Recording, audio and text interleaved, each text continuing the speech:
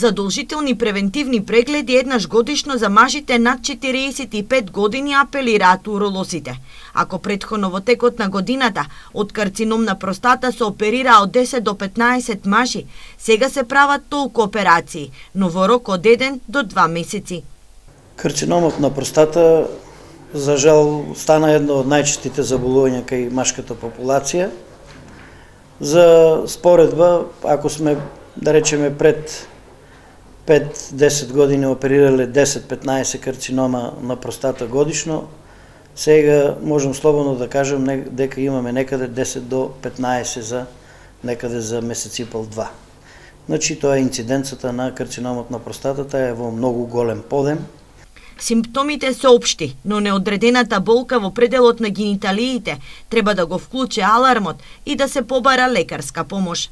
Дел од симптоматологијата е општа, значи почесто мокрење, печење, примокрење, тенок глас и меѓу другите, значи болка неодредена најчесто околу гениталиите и во долниот дел на абдомен.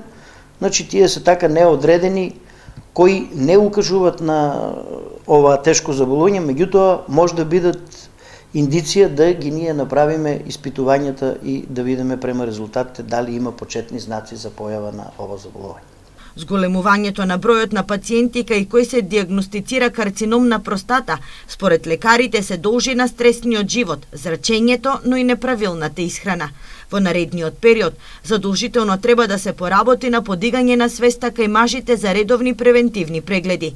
Веќе постојат напреднати медицински техники, со кои доколку навреме се диагностицира болеста, со оперативен зафат, пациентот ќе добие квалитетен и долг живот.